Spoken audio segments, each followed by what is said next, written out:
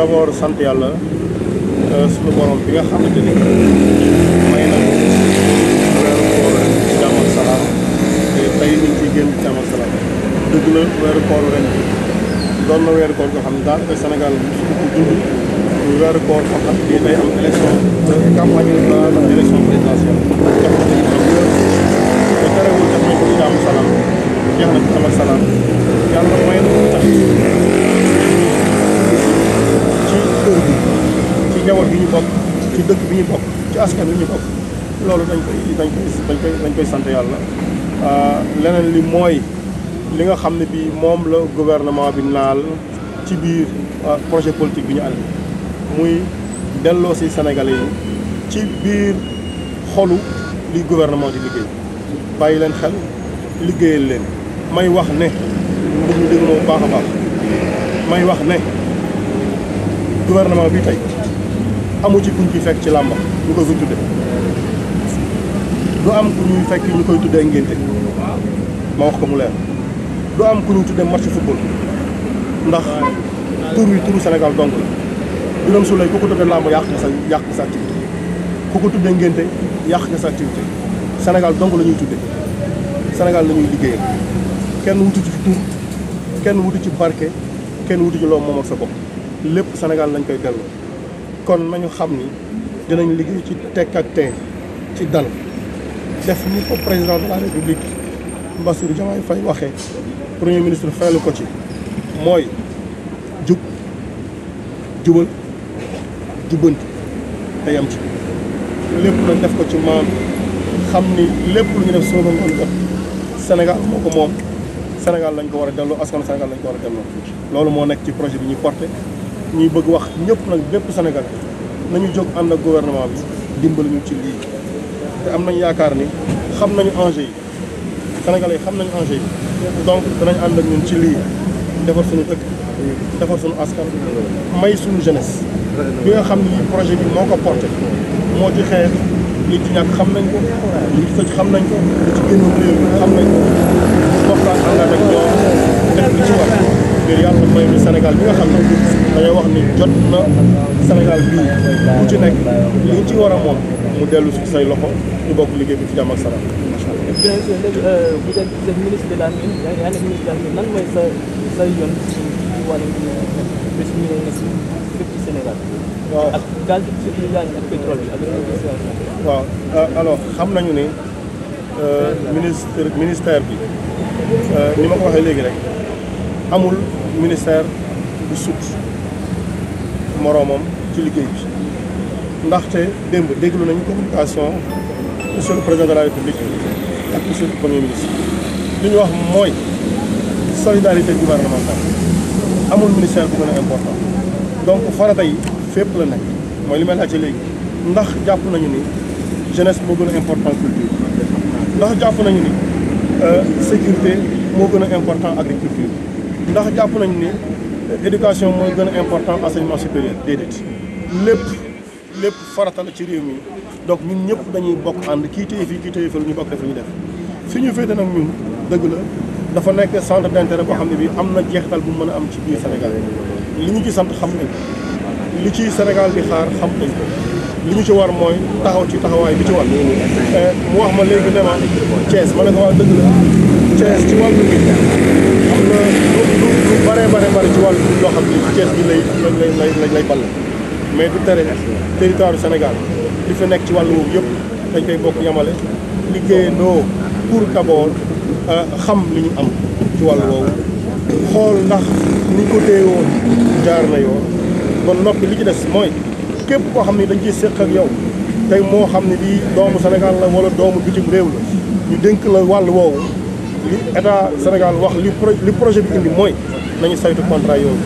bu nekkee ne njariñu Sénégal ca dëgg-dëgg bi ñu ciy xaar ñun ñu ngi ci ñu bàyyi noonu mais bu fekkee ne am na ci loo xam ne lu day ne tarfatal ay nii la luy fell njariñu Sénégal daañu toogaat ca table waxtaane waat ko fa ngir jubbantiwaat loolu ba mu dellu si waat ci loxo Sénégal yi ni ñu ko yaakaare su mooy tënk baat yi la ngeen comprendre ni baat bi xaw na sonn trop muy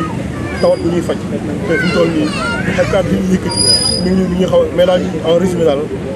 lii lañ bëggoon wax di wax Sénégal yi nañ taxaw parce que Sénégal benn nit du ko defar gouvernement kese du ko defar il faut que ñëpp dugal seen loxo kenn bañ a jàpp ni moo ko moom te kenn bañ a jàpp ni lu ñu mën a kafe la kenn kafe wu. On va commencer par rendre grâce à Dieu qui nous a encore donné l'opportunité de vivre la période sacrée du Ramadan. Nous l'avons démarré en paix. C'est vrai, pour une première,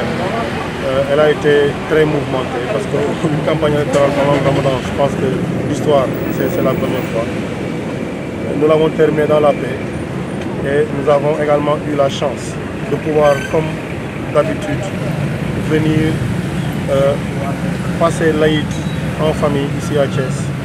auprès de notre guide religieux, auprès de notre famille, auprès de nos amis, ceux avec qui nous avons grandi. Donc, c'était encore pour nous une opportunité pour rendre grâce à Dieu et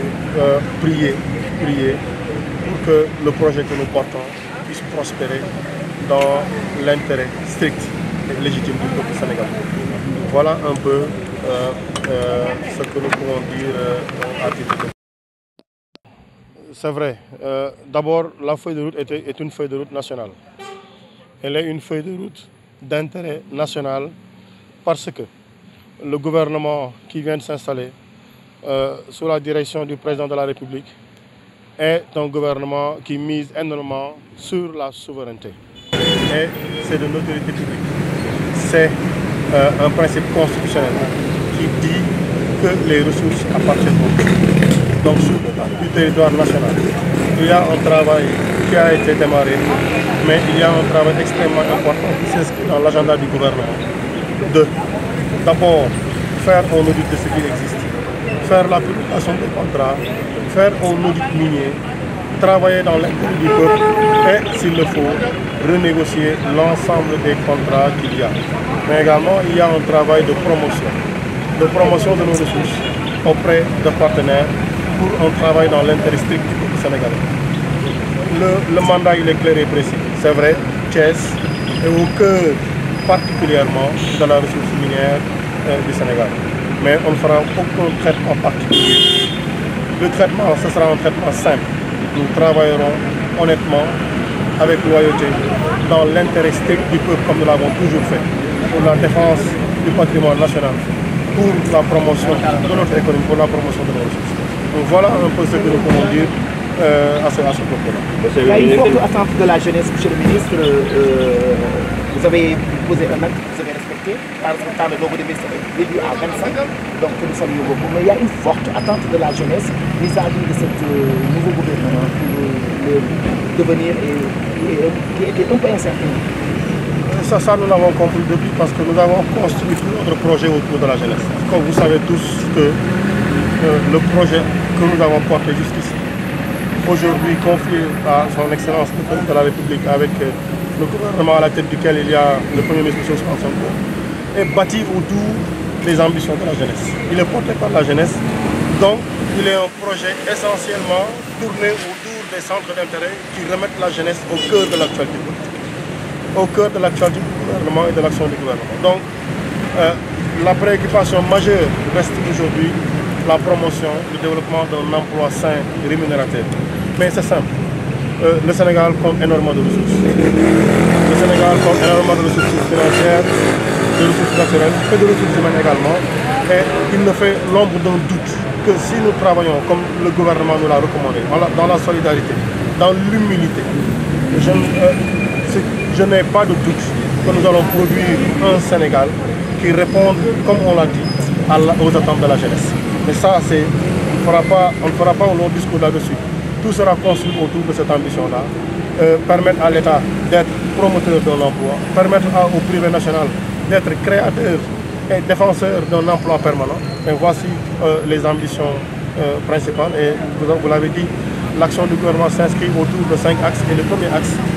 concerne particulièrement la jeunesse. Le premier axe de l'action du gouvernement concerne particulièrement la jeunesse. Donc c'est que le gouvernement a décidé de mettre la jeunesse au cœur de son action. Il n'y a pas un centre d'intérêt plus important que l'autre. Il s'agit simplement de travailler dans la solidarité, de travailler pour l'intérêt du peuple. Écoutez, pour nous, il n'y a pas de défi qu'on ne puisse relever. Ce qui nous a amené ici, je dis bien, ce qui nous a amené ici, c'est parce que nous n'avons jamais hésité devant les difficultés. Rien n'a été pour nous à une hauteur que